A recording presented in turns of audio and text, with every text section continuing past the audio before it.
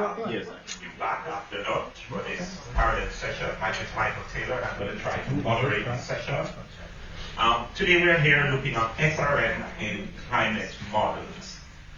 It's clear that, as interest in climate intervention grows, alongside concerns about things like feasibility and equity and unintended consequences, there's becoming an urgent need to advance the science that underpins SRM assessments. Climate models are indispensable tools in that science, indispensable for understanding how proposed interventions like stratospheric aerosol injection might alter the Earth's energy balance, regional climates, and of course risk landscapes. Well, today you'll be happy to know that we have 4 experts in the room. And these experts are going to explore different facets of SRM modeling, from regional downscaling to stratospheric processes, socio-political framing, and of course, risk evaluation. And you saw the titles, and that's what attracted you to this session.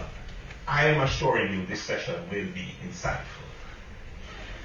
So, how are we going to run this session? I'm going to invite each speaker in turn. I will introduce them, and they will have 15 minutes to deliver their presentation.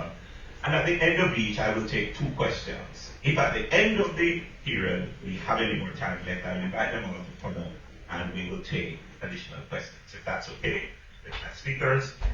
Great. So let's begin. Our first speaker is Dr. Kwesi Quagraine.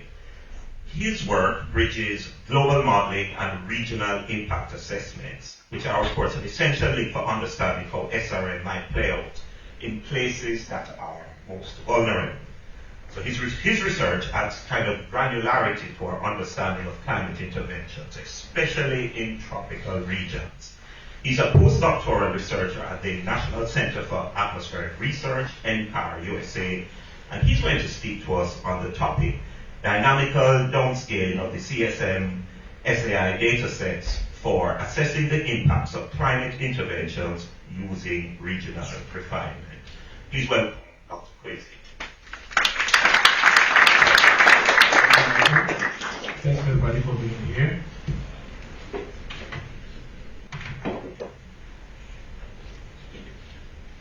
Okay, yeah, so this morning I'm here to talk to you about what we've been trying to do together, myself and Simon Tills, trying to downscale the CSMSI data set so we could use for impact assessment. The story goes that what was the motivation? The motivation was that in recent times our data sets are sort of at the 100-kilometer resolution, and we are using these terms to make informed decisions. And we know that that is quite challenging in itself because some of the processes are not sort of well reproduced for us to be able to use that to decide the regional discussions or regional decisions. So this is just a picture of Mount Everest, and then the other colleague is asking, is it to scale? And the other says, no, just look at it. That is what we've been doing for now with our models. So typically we have our models, global models at 100-kilometer grid scale.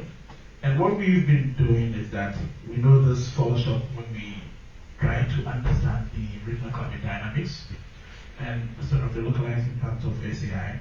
So we're trying to use CS and regional refinement as a tool to sort of improve the model's sort of representation of these regional dynamics.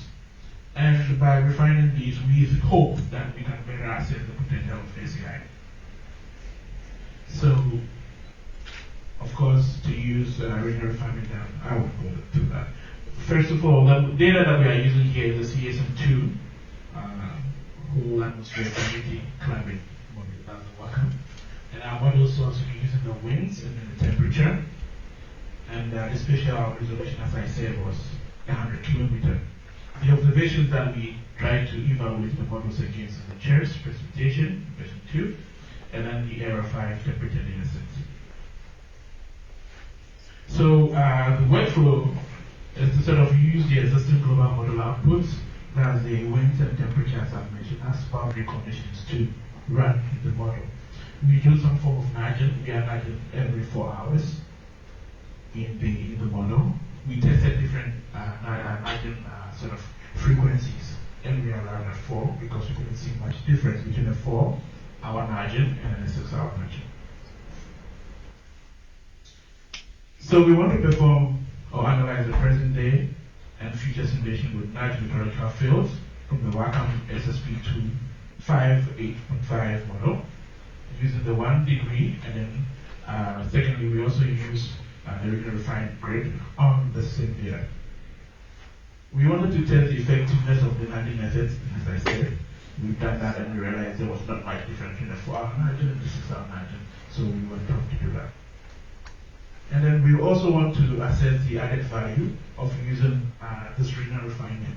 Is it better or is it worse? We don't know. So we'll do this one. And then for evaluation, we sort of verify with the observation. And then the future simulations we perform if we find that we have added value in what we are doing. So some early results. This is just about 5 years of the model run. We wanted to evaluate.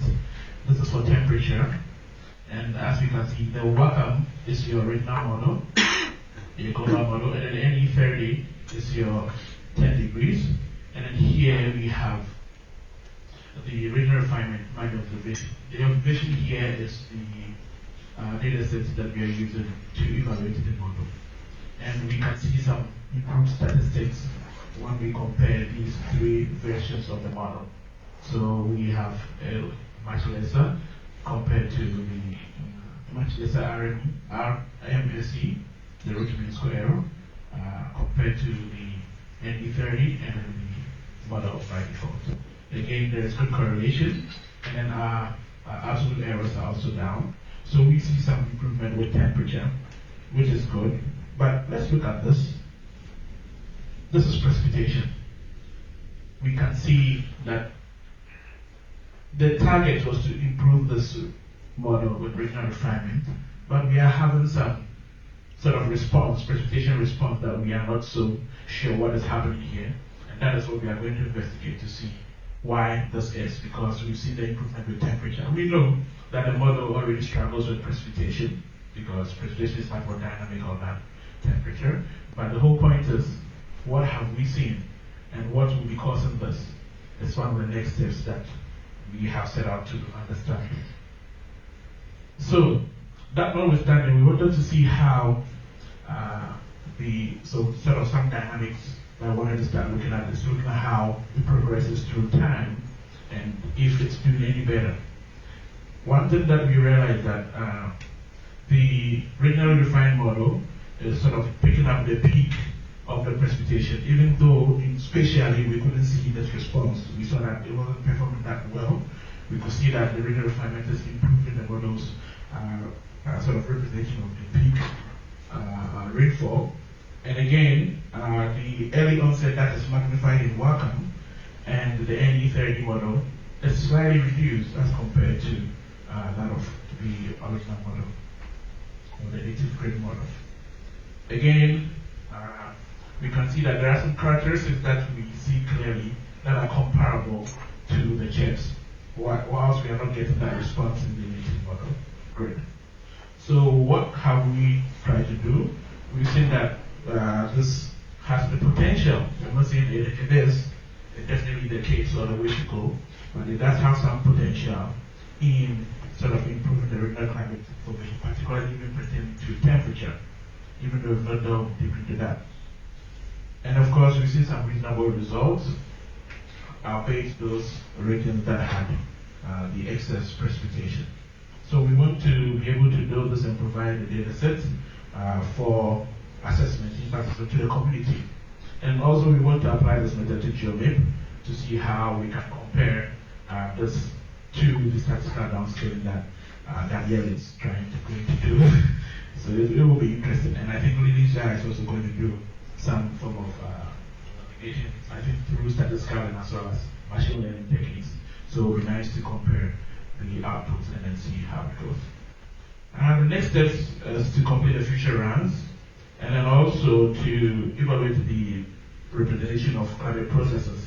We want to do something like circulation dynamics, where we look at UNV winds, flow, gas streams representation in the regional refined model, and also to evaluate the IT's position and variability, which is very essential for those of us in the tropics, where the ITC plays an important role in circulating the precipitation across the region.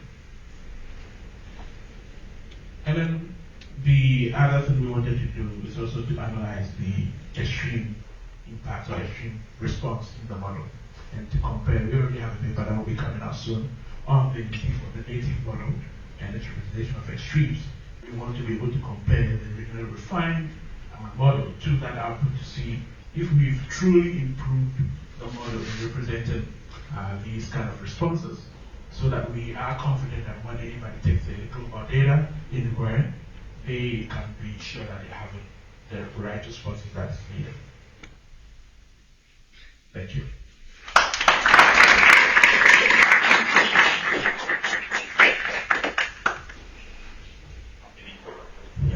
Okay, we'll take 2 questions. Any questions for Kwesi? All right, we have one here. Hi, this is a question for the output that you were showing for like the original configuration and the regional refinement. Do you apply any bias, just like bias correction too, or is that the wrong model output? It's the wrong model output. Okay, yeah, so that's interesting. The refinement, it also seemed to improve the bias and temperature release, and increase it. We'll have to see what's going on there. Why it's increasing. Okay, thank you. We'll wait for And a question here. I was wondering a bit about the negative data set, because did I understand correctly that the one that you used for comparison is just ideas? Yeah. Because I was wondering that whether the version of the precipitation could detect the noise related rather than an actual feature of the model, and whether this would improve if you, for example, an ensemble or something. Yeah, so the regional refinement runs are computationally expensive, so we are on it. We plan to run about 30 years at least, and we have plans to do multi-running ensemble, depending on time and the amount of funds that we have. If we have a close down by. Yeah, sadly that's our reality. Yeah, so we plan to do that. Thank you.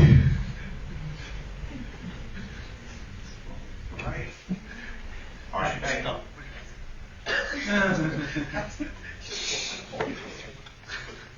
All right, thank you very much, Kwesi.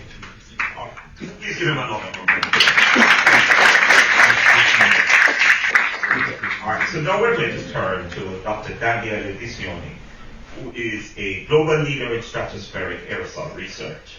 With his deep expertise in both natural and anthropogenic perturbations of the stratosphere, he's going to help us amp our discussion in what current science can and cannot yet say with confidence. He's an assistant professor of Earth and Atmospheric Sciences at Cornell University in New York, and the topic he's going to address once he gets his presentation up will be, what are the things we can say for certain about stratospheric aerosol injection? Yes. Yeah. Okay. Yeah. Here I am. Okay. Thank you, everyone. Thank you for your wonderful presentation, Michael. I wanted to approach this talk in a slightly different way than usual, because really interested about this concept of uncertainties. So one of my pet projects recently has been to try to think about this topic of SAI more in terms of actually starting from, well, what are the things we can say for certain about SAI? And then how do we move on from there to thinking about uncertainties? The main reason for this is still a bit hung up on one of the things the IPCC AR6 said about SRM, that was that there are large uncertainties when it comes to SRM, which, yes, it can be true as long as you define what you mean by large, what you mean by uncertainty, and also how does this compare to uncertainties for other fields. So speaking about blah blah, what is SAI? Fundamentally, let's start like this is again National Academy of Science figure, stratospheric aerosol injection of sulfate aerosol precursor or other stuff in the stratosphere, mimicking the effect of explosive volcanic eruptions. So what is it that we know about SAI? Well, we know that if we put SO2, aerosols will form in the stratosphere. There's no doubt about that. This would be SO2, could be H2S, could be SO3 minus. If we put any sulfate precursors, eventually they will oxidize in H2SO4, and they will nucleate, condensate, coagulate in aerosol. There's really no doubt about this. We see it every time at the surface because it's a process that happens all the time in the troposphere as well. And we see through volcanic eruption that this has happened in the past. Can we be wrong? Well, we can't really be wrong in terms of the chemistry and the basic principle of the fact that once you have H2SO4 vapors, they will nucleate. But then we can definitely be wrong about, well, what's the size that these particles will take? So as an example to this is a figure from Darius' paper from 2 years ago now, looking at the Pinatubo eruption in multiple models with very complex stratospheric aerosol modules, and essentially looking at how well do models reproduce the Pinatubo eruption. And especially here you see on the plots on the left, sort of surface area density, so how big these particles are. Well, clearly the models do see some large differences. Models do a reasonable job, especially considering if you see how large the uncertainty bars are, because fundamentally size distribution is something that is also very hard to observe. And we know why, right? This is a complex mix of chemistry, macrophysics, transport, and interaction of the feedback. So we understand that these aerosols form. We don't really know what the size could be.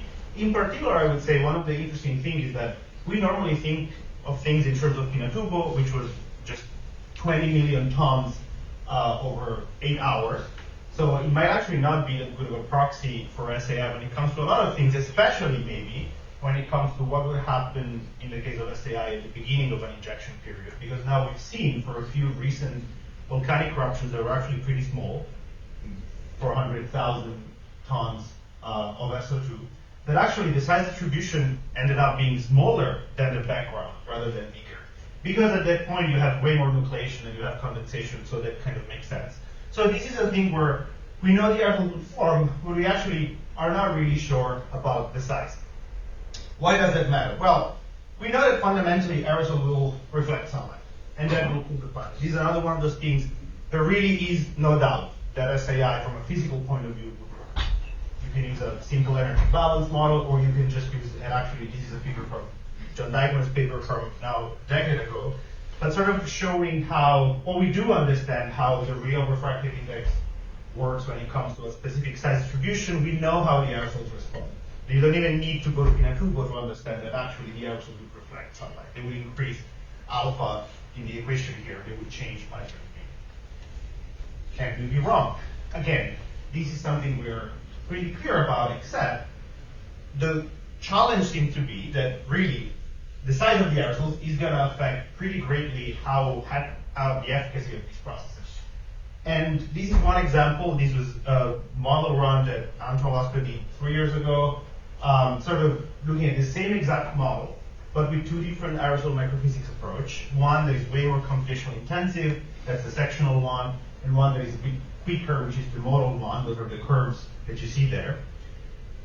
Both models end up cooling the planet, end up having radiative forcing, but depending on how much stuff you inject, the two different aerosol microphysics do see a pretty different size distribution.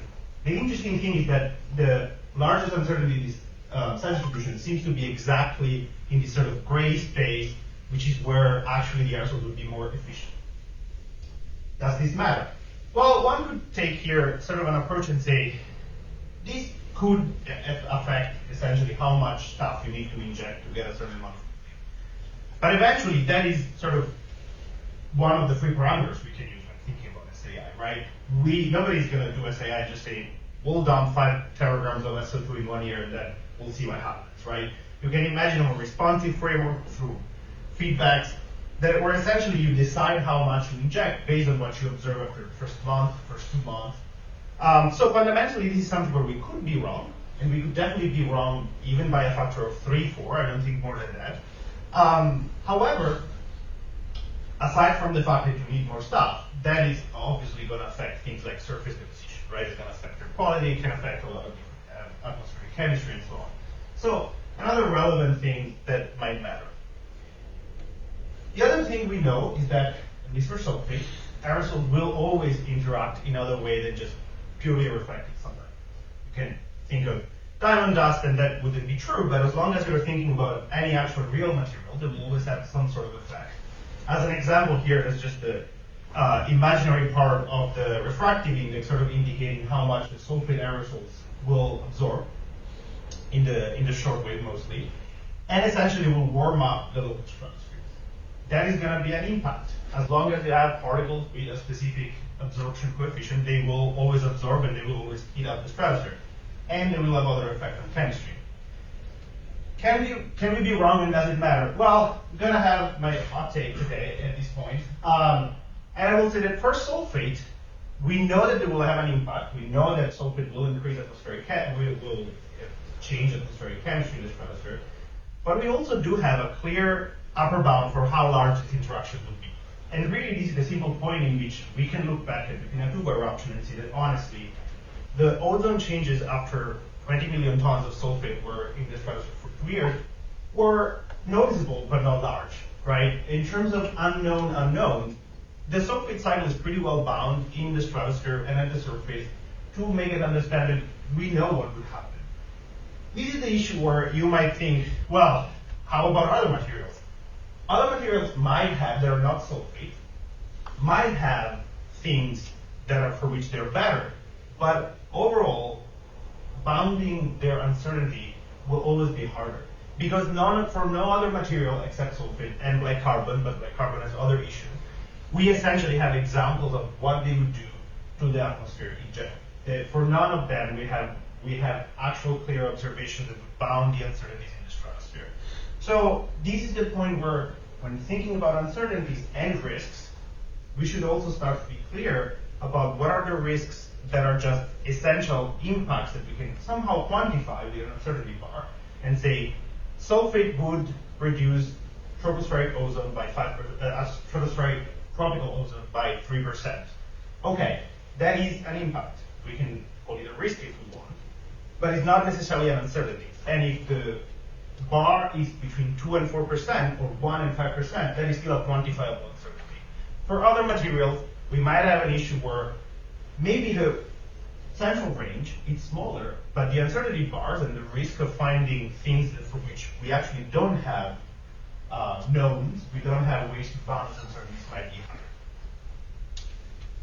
And finally, it's about transport. We know that once you put the aerosols, they will be transported. We have, again, this is another case where both we understand and observe the Beardovin circulation pretty well, the stratospheric circulation. We also observe volcanic eruptions, both big and small, and we can see how the aerosols eventually always move. There is never a case, whether it's a small eruption or a large one, where the aerosols stay clumped in one latitude and always stay there, right? Eventually, they will always move. We know that if we put stuff in the tropical belt, it will stay within and then move out. We know that if you put aerosols in the northern hemisphere, most of them will stay in the northern hemisphere because there isn't too much cross transport, and same for the southern hemisphere. And we know that eventually these aerosols, at least for the case of sulfate, over a time span of 2 years, will go away mostly through the gravitational settling, and mostly between 60 latitude and north one. Those are things we know, which means that, sure, we might have uncertainties for sure about where the aerosols exactly are going, but this is broadly something we can understand. So we know that if we put aerosols in the northern hemisphere, that is going to cool the northern hemisphere, and some of the things that come out of that. So where does that leave us? So this is a broader point about when we think about uncertainties, really one could start to sort of decouple all of this and say, well, there is one that is sort of large, that is that whatever you inject, what does it do to the aerosol layer? Where do the aerosol form? What's their size? How do they transport latitudinally? That is a question that is essentially a microphysics and transport. And it's a different question from, well, once you have your aerosol layer, let's say you have your aerosol layer in 5 different models, what does it do to the radiative response? Is the radiative force the same in all of the models in which you have the same exact distribution? We already know that that's not the case. Same thing for the chemical response. That hopefully with the CCMI experiment we're going to be able to respond to that. But even if you had then all of that be 100% certain, let's say that you do all of your outdoor experiments that you want to do, you start observing, you know perfectly well where the aerosols are going to end up. that is not necessarily going to increase your confidence on the surface response, because that is a completely different kind of response. What happened, somebody made the point this morning, we really don't need climate models to tell us that the planet, if you put aerosols, we don't need climate models to tell us that CO2 will warm.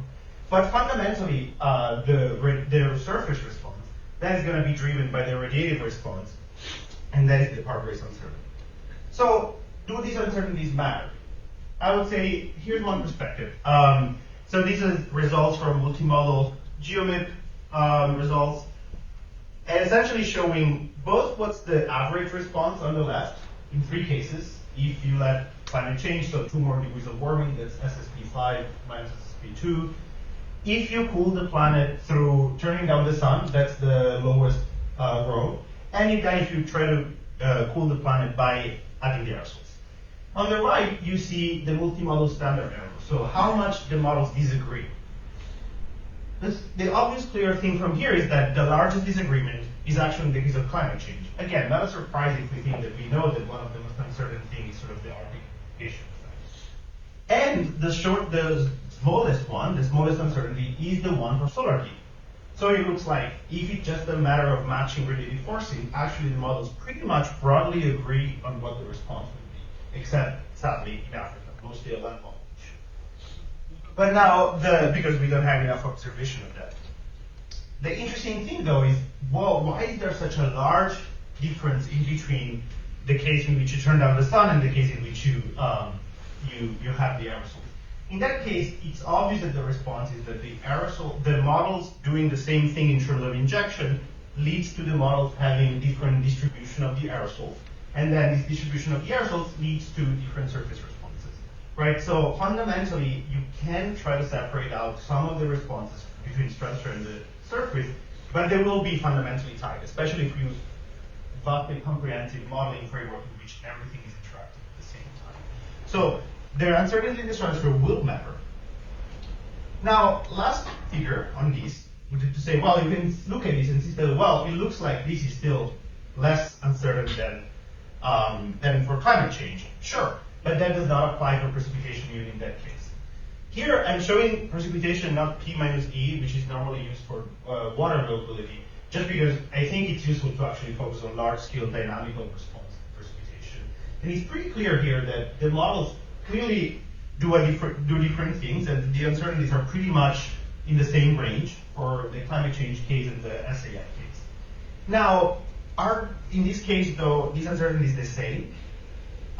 We actually have started to realize that precipitation is actually way more sensitive to regional aerosols than it is to greenhouse gases. So the regional precipitation is affected pretty much by aerosols. But does this apply to the stratosphere? Does it mean that we cannot say anything meaningful about the stratospheric response when it comes to precipitation? I actually personally am a bit skeptical that we'll get to the bottom of this just by increasing resolution, because increasing resolution is mostly just going to affect the surface processes that we actually don't expect to be that different in terms of response.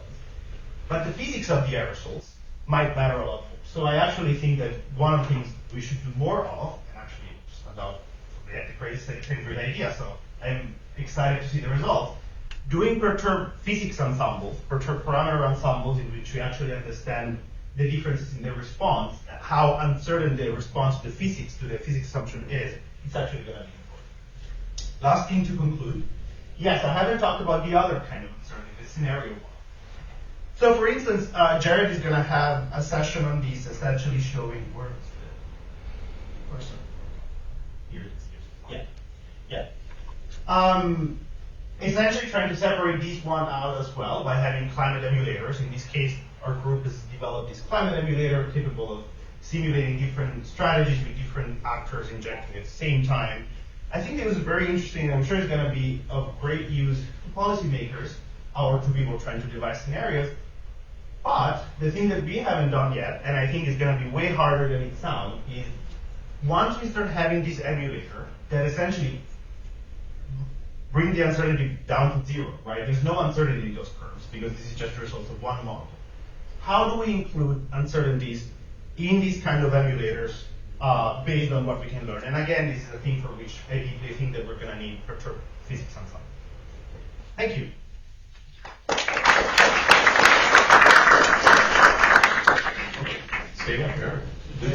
questions? Are there any questions for Daniel?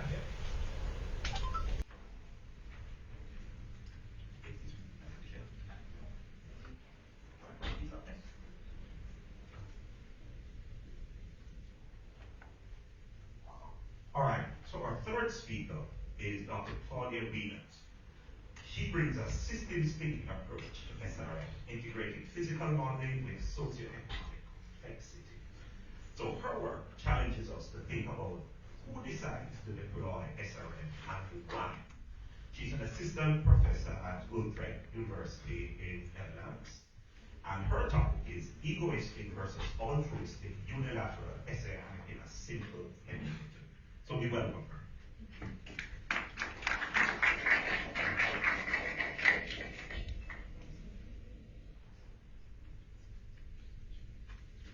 Okay, hi everyone, welcome. I've done this work with two bachelor students, Jamie van der Wal and Nathan Koen. It's a bit of proof of concept kind of work because bachelor thesis is not very long, but I think it was just a nice project anyway. And we were wondering a bit about this fear that some countries could do SAI to only serve their own objectives. So what if one powerful country just wants to optimize their own climate outcome, or even wants to weaponize SRM to mess up other countries? And of course there are serious concerns, but you should maybe also ask some follow-up questions like, if some powerful country has some objectives of their own, will this automatically be bad for others compared to a scenario where no SRM is done at all? Or would this country who mostly wants to achieve their own objectives have to compromise a lot on their own objectives if they also want to be considerate and not mess up the rest of the world? So can they try to also avoid messing up the rest of the world without having to give up what they want to achieve for themselves?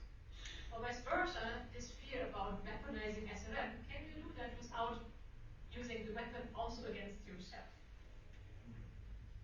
So we do think that unilateral deployment is really a justified concern with all the political dangers that come from that, but maybe this idea of being selfish is a little less versatile than you thought if you actually try to run some simulations, at least as far as physical outcomes are concerned.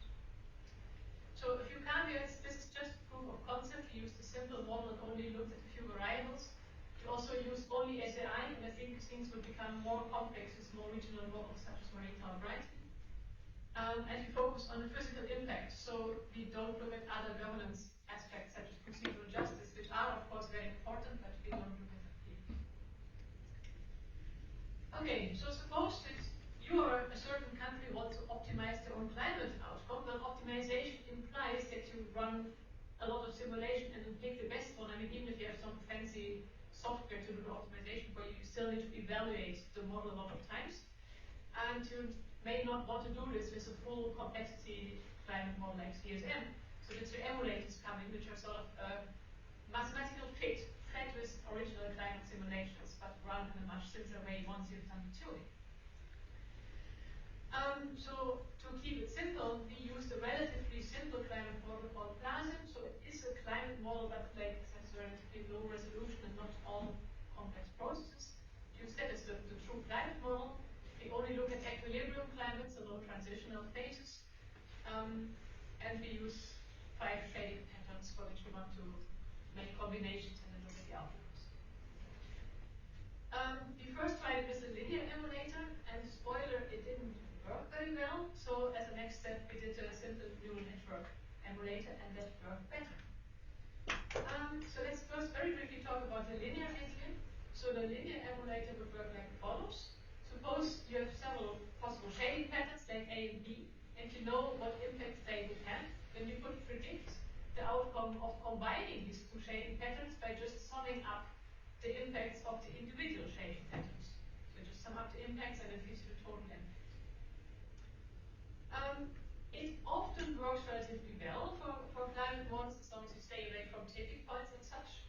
And it's a great advantage because if you want to include more possible scenarios like additional shading patterns, you just need one extra simulation for each because then you can keep adding it up with the stuff you already have. So it's not very data hungry to do. We tested this method by having our 5 shading patterns simulated in the PLASM model. Then we predicted for each grid cell the local temperature for combinations of the shading patterns using this linear addition. And then we simulated the actual outcomes with plasma for these combined shading patterns, and we compared to what we get with the linear emulator. Now this is a measure that we developed to look at the errors. So 0.1 means roughly 10% relative error. And you see there are quite a lot of regions which have 20% error or more. So the linear emulator does not work particularly well, at least for Clausen, especially but not only in regions which have a lot of sea ice. So this may serve as a caveat that if you have not quite small scale but relatively local shading patterns, like narrower latitude bands, maybe the linearity doesn't work as well as it often does in climate modeling, but maybe it's also just a Clausen thing. The Clausen is particularly non-linear, so it remains to be seen. So because we were not satisfied with that, we made the second step, which is a neural network emulator. So we used from the scikit learn Python package the multilayer perceptron. Basically, just a fancier way of fitting curves in a nonlinear way. It's more data hungry, so we needed something like 100 plasma simulations of different combination of shading patterns to go into our emulator. We did this by doing a Latin hypercube sampling and performed in these 100 simulations. In fact, we combined the Latin hypercube sampling with a bit of extra noise in choosing the shading strengths that go in there so that we don't have only discretized value of our shadings. And then again, we did a test. So we used always 80% of our input simulations to tune the multilayer perceptron and then use 20% to check the outcomes. And we find that the machine learning model works much better. So on the left, we have again the error measure for the linear emulator, and on the right for the neural network. And we see that there's difference in the color bars. So there's very few regions which have 10% error if you use the neural network, whereas there are lots of regions with even 20% error if you use the linear emulator. So the neural network really does a much better job. But it is more data hungry, which is fine for plasma, but maybe an issue if you have kind of a high resolution CSM simulations. Okay, I was talking about shading patterns. So these are our shading patterns. They are loosely based on single latitude SEI injections. So for example, the blue line is roughly the solar dimming per latitude that you get if you inject SO2 at 60 degrees south. Maybe 30 degrees south equator and 30 and 60 north. So these are relatively stylized patterns roughly based on simulations done by Beckner and al. And if there's a value of 1.0, it means that 1% of the incoming sunlight is shaded away at that particular latitude. And we use all of these shading patterns with strengths between 0 and 4.5. So our emulator could handle values of up to 4.5 of these shadings. We use these to predict the annual mean surface temperature in every grid cell, and we also tried it with precipitation, but our input data was too short and too noisy for predicting temperature per grid cell. So what we did for now is that we say we only predict precipitation in certain 8 latitude bands, but I'm sure that if you would increase a lot the length of the simulations, you could do a better job in precipitation as well. And in all cases, we have the background that we have a doubling of CO2, and then we apply SEI, and then we see how much closer we can get to pre-industrial compared to a doubling CO2 score. Okay, so now let's have some fun and use the emulator for the policy scenarios. So we imagine that there are certain countries who may want to deploy SEI, namely the US, China, Russia, and Brazil. So we wanted the Southern Hemisphere country as well. And they have targets, which is to bring certain variables as close to pre-industrial as possible against the background of CO2 doubling. And we look at the following variables, all as annual means. So first, the surface temperature averaged over your own country or quarters of your country, so let's say the southwest or northwest corner of your country. Then the global mean surface temperature. Then two precipitation variables, namely the north and the southern half of the ITCZ. So this gives you some handle on ITCZ shifts. And the proxy for costs, so we imagine that the more shading you produce, the more it will cost you, and maybe you want to limit that cost. And here I'm only going to show two cases. One, the country only cares about optimizing their own mean surface temperature and minimize the cost, so they don't care about messing up the climate elsewhere. And another case where a country cares about their own temperature, but they also want to avoid messing up the ITC system. And I'll show the cases for the US doing the deployment, but we have also done it for the other countries.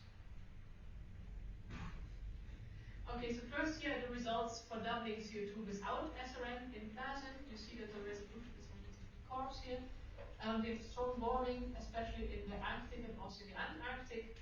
And we have generally a wettening, especially in the tropics, where we already have a lot of precipitation.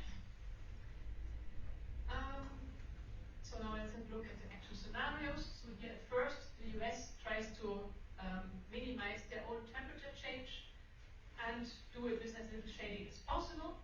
We see that they achieved the first objective because the temperature deviations in the US compared to pre-industrial are now much lower than in the previous slide where we just had a global warming without SCI. But the thing that they don't optimize, the precipitation is messed up a lot, so we get a loss of up to 100 millimeters per year in the northern half of the ITC states. And the reason is that the US, if they only care about cooling their own climate, they will use mostly two shading patterns, namely one is the equatorial one, because it gives quite a lot of cooling in general compared to the rough cost estimate that we did. And on top of that, they add some northern hemisphere SEI because it cools them. But of course, asymmetric cooling stressing the northern hemisphere will push the ITCZ southwards, and that's what you see: less rain north of the equator and more rain south of the equator. So now, what will happen if the US wants to reduce their own temperature deviations, but also avoid messing up the global ITCZ precipitation? Well, we see that that works, because we still see that there's very little temperature deviations over the US. But now we've also more or less eliminated the precipitation changes in the tropics. So there is room in the optimization process to consider these two variables, namely your own temperature and the ITCZ. Or in other words, without compromising too much on their own temperature goals, the US can also avoid messing up this vital variable of ITCZ precipitation. So they don't have to give up much in order to be considered to the rest of the world.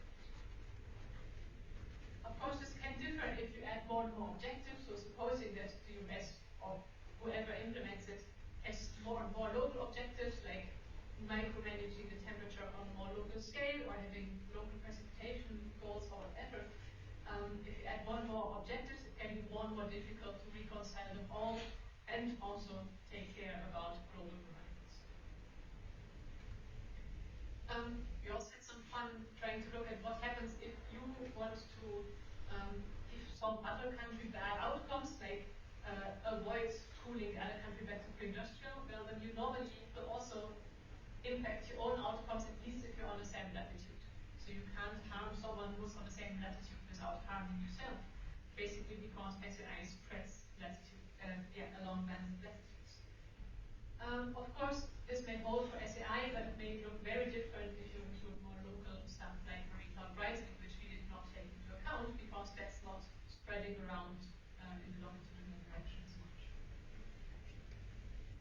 Okay, so to conclude, emulators can really help to produce a lot of predictions if you feed them with complex SEI scenarios without having to run the complex model again and again.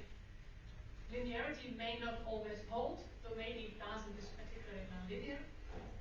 If that's the problem, machine learning can come to rescue because it can handle nonlinearities, but it's also much more data.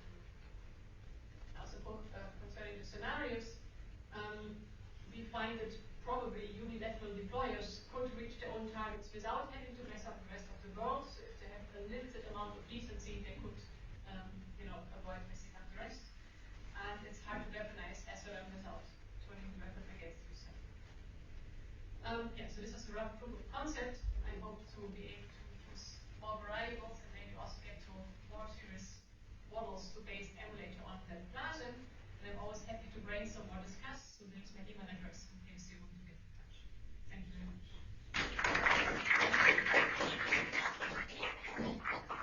All right, okay, if you have a question, get a mic to you.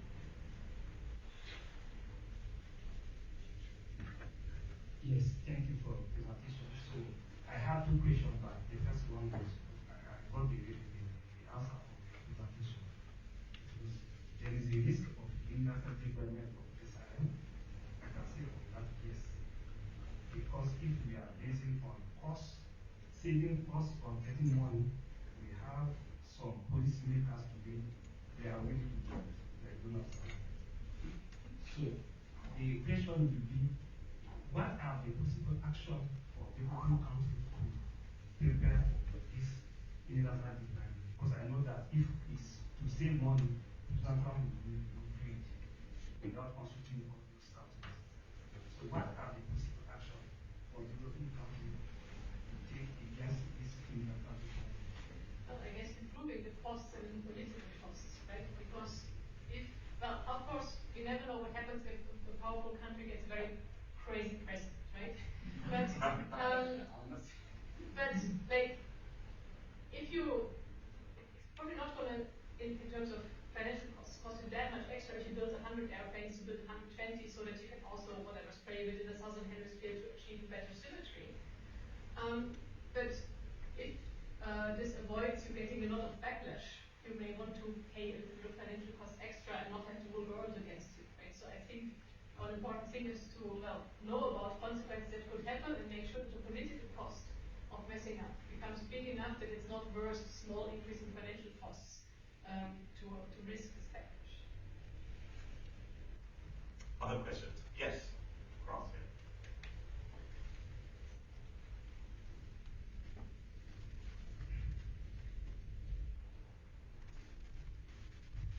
Thanks, nice to talk.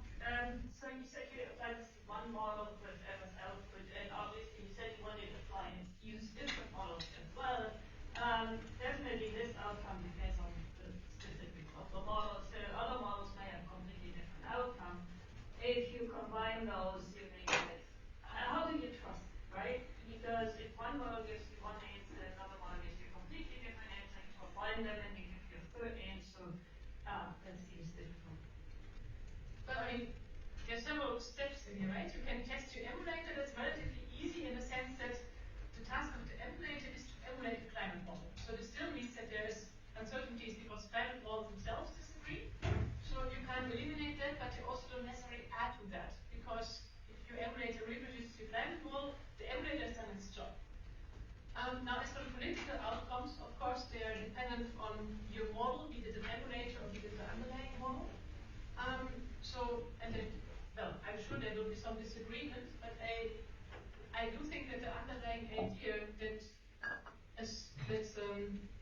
within, assuming the model to be true, not messing up, it's possible to not mess up globally, even if you have global objectives, will probably translate. Because now maybe you need to distribute differently to aerosols, because different models behave differently, but you have 7 degrees of freedom that you can turn, not hundreds, more like 5 or so. And you may need to turn the knobs in a different way, but as long as you don't put too many objectives in them or too contradictory ones, probably it still holds that you can not mess up the rest of the world. It would be interesting. That's what we can do. Right. We'll take one last question. The other side of it. You can stay, the mic is coming to you.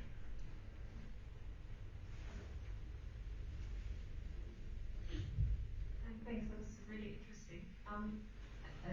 Full disclosure, I'm not a SRM researcher, but so hopefully this makes sense.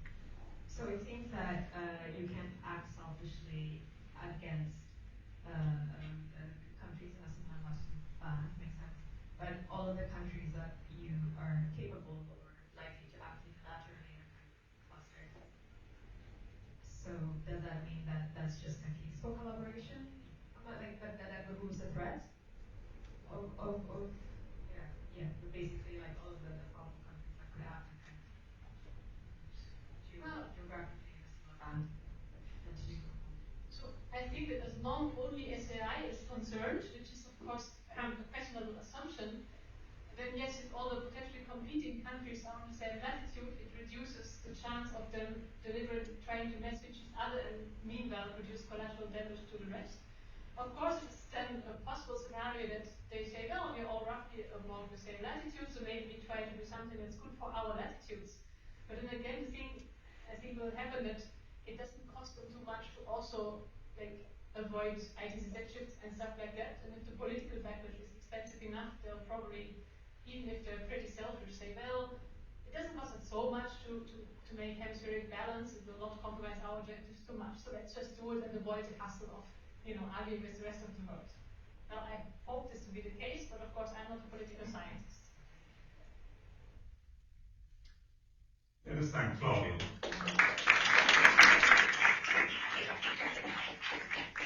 And our final presenter, Dr. Colleen Golja, whose research probes the assumptions embedded in SRM modeling, particularly how stratospheric representation affects risk estimates. Her work pushes us to consider not just what we model, but how we model it, I think. So Dr.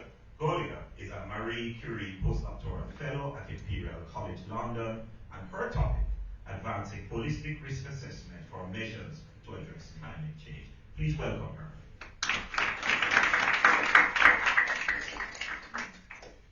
Thanks so much for having me. I'll start by saying I am presenting on behalf of the team, so most of what's in this presentation is not in my area of expertise. You'll bear with me as we go through this. So I'm basically introducing a funded project that will take place over the next 5 years across several institutions in the UK. Through this presentation, I'm really hoping to get some feedback on what we kind of have framed out to do, and to also engage with people who might be interested in becoming partners, to see some of our data sets, as well as to maybe see if anyone's interested in postdocing with us. So this is kind of to get some feedback, see what people think about the idea. So I'm presenting on behalf of Seth Easton, myself, Paolo Ceppi, Chris Jones, Robin Chadwick, Daniel Young, and Olaf Corey. Olaf, I believe, is at this conference, so maybe you can talk to him a little bit later. But yeah, with that, I'll jump into it.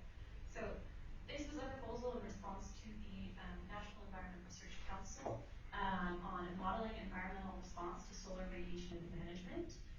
Just in case you're not familiar, that call had 4 key components. So they asked, 1, for groups to explore the efficacy of global and regional cooling impacts for various baseline and SAI scenarios. 2, to develop and improve representation of key stratospheric impacts. 3, to explore the impacts using a risk-risk framework.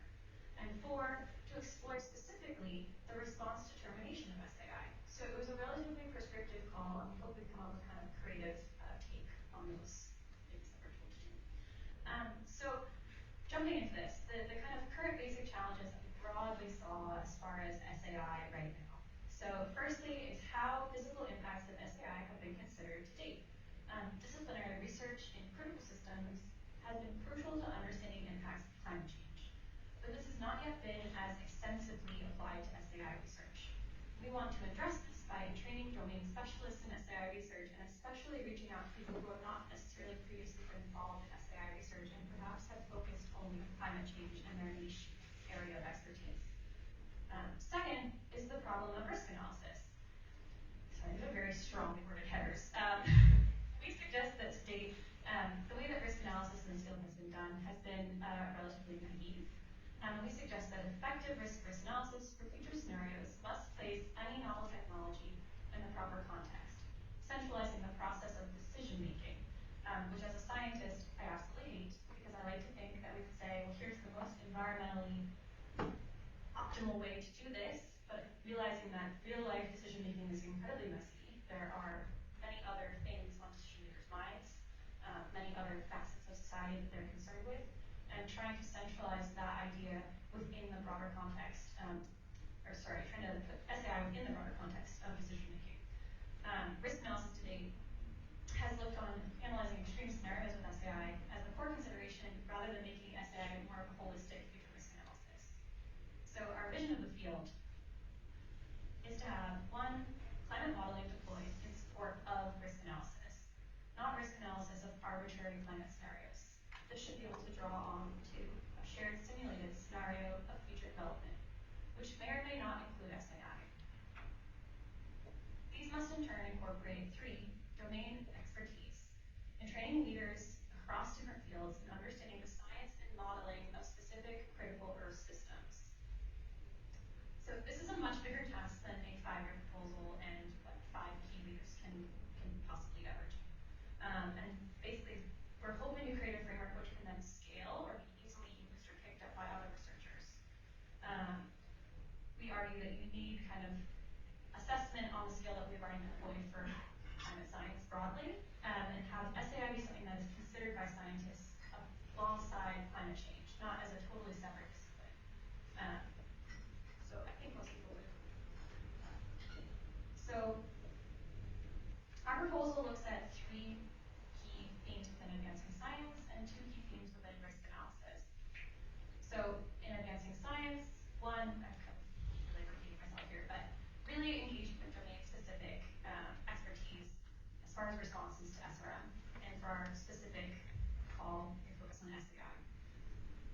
improving representation within models. So the call specifically had us trying to improve or develop models to better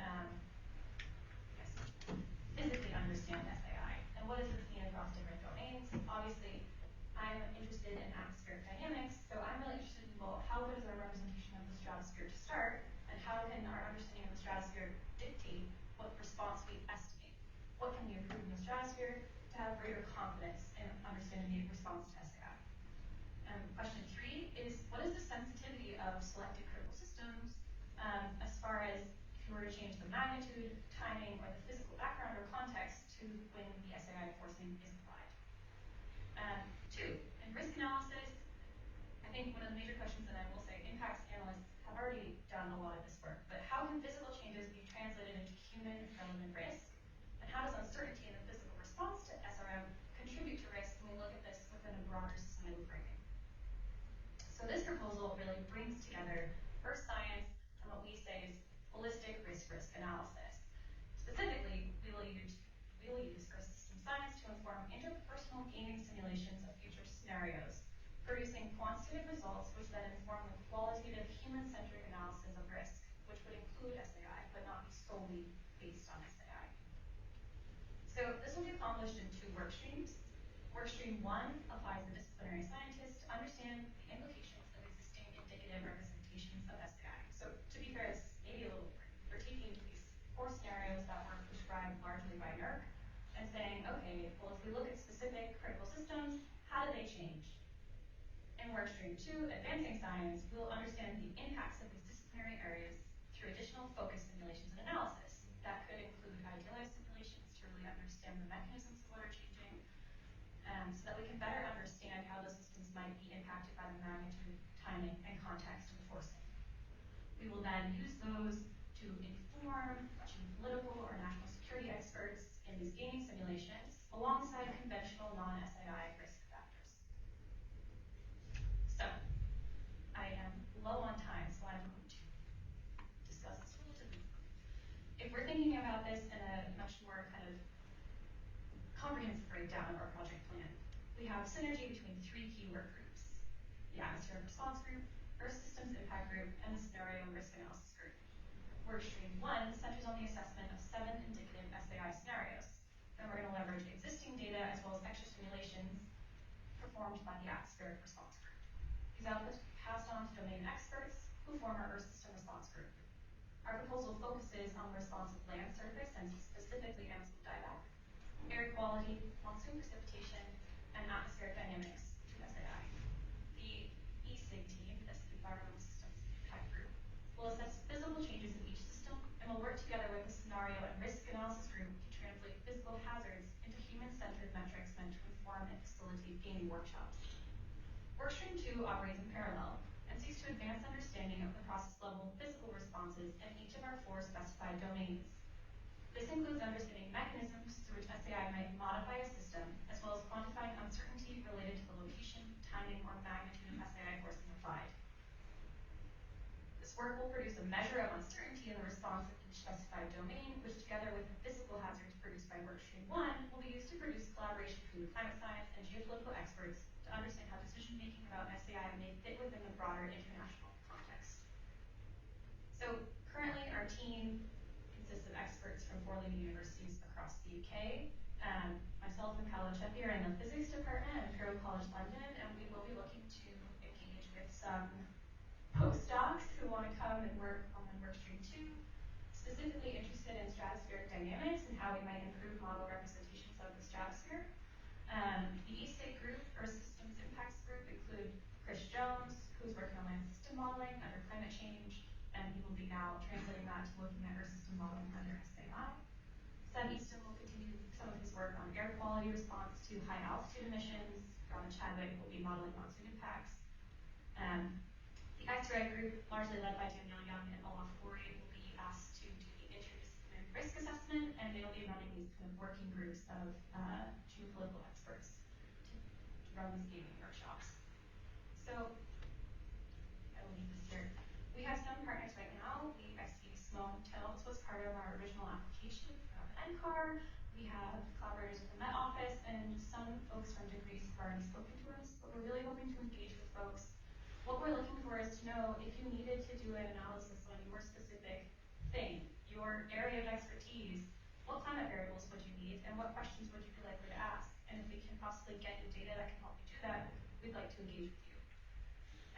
So since I'm already at 15 minutes, I'm going to leave this QR code, which has a Google form. So if you have any feedback to this kind of proposed framing, you're welcome to leave those comments in the form. If you're interested in collaborating or forming a partnership, there's also space to do that. And I also should have put my email on here, but if you track me down at this conference or Google me, my name is Colleen Golja, you can directly email me, and I'm really happy to chat about it. I'll leave it there.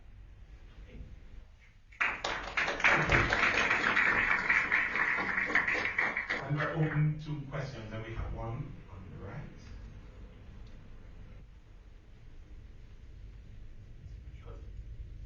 Thank you for the great presentation. So I have some more questions. So when you talk about the simulations, the first step, you choose scenarios, and you mentioned about they should be risk-based simulation. Could you talk more about that? What do you mean by that? Yeah, I think I am not the best person to answer this question. Along for it, I think the idea of saying we want this contextualized risk to lead simulations is not the direction in which we flow through our work flow, as you see. I think the idea is that we have these indicative scenarios, there's 7, which are typical. They're similar to what's been done in the SSP scenarios with, first we have strong mitigation, a high emission scenario, high emissions in SAI, overshoot, so nothing that's led by risks, right? We're trying to then compute that, get climate variables out, produce human-centered risks and hazards, and then bring that to someone who is a geopolitical expert in their area of expertise, get everyone into a room and say, given this information, how do you think your, I guess, area of expertise or your nation state of expertise would respond given this information?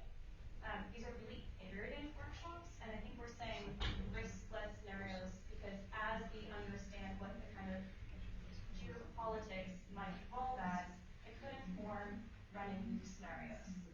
Where I don't think it's reasonable in a scientific context to run tons and tons of different highly specific scenarios, right? That's not scientific. That is trying to estimate what the real world might do, which I think is kind of difficult. But instead to say, is there some emerging process or thought that comes out of these workshops that can inform a scenario to run that we haven't thought of before? Does that make sense? I don't know if that makes so much.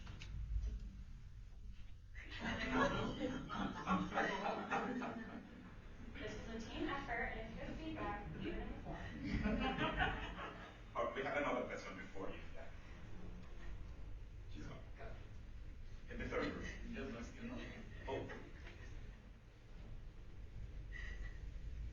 Yes, thanks so much for the presentation. I just have a quick question actually on the Earth system impacts. You said there's going to be some sort of land use impact module, and I heard you make reference to only the Amazon dieback. So this is the only, like, yeah. For yeah, now. I just wanna. What about the other vegetation stuff? Because in most of, because I work in the lands, so in most of Africa, as in South Africa, we have a lot of private forests, and these they're also regulated by fires, and we're having a problem now also with bush encroachment, especially in savanna woodlands.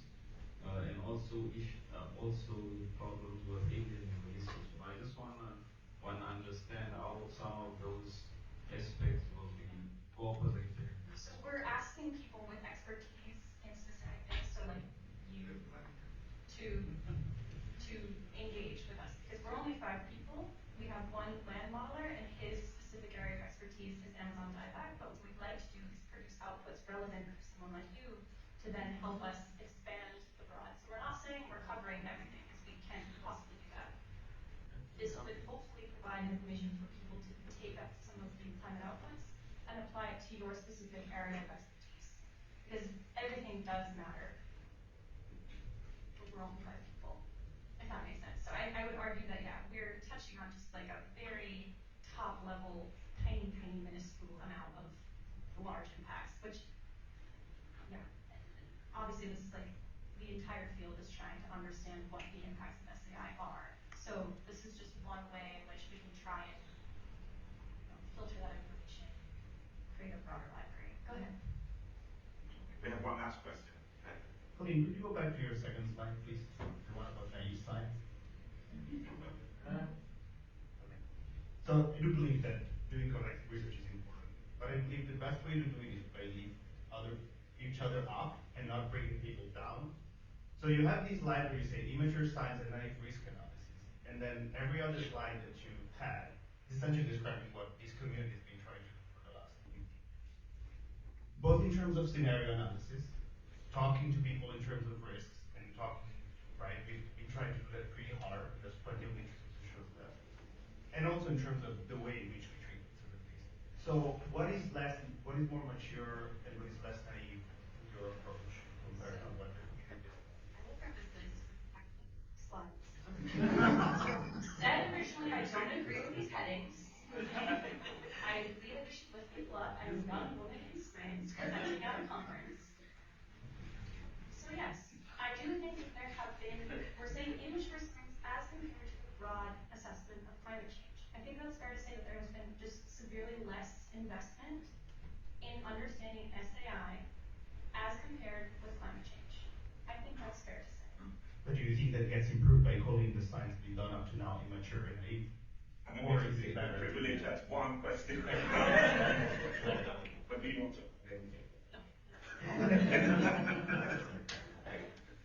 Please, let's give Colleen a round of applause.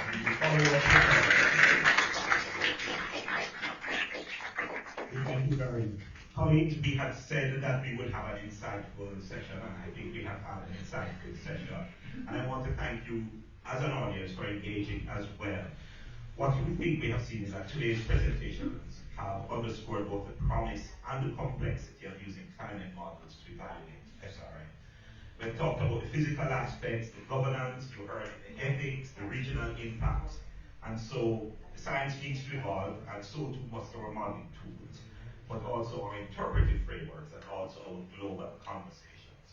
I'm going to ask you to keep the conversations going. The presenters are in the room, they are willing to engage with you.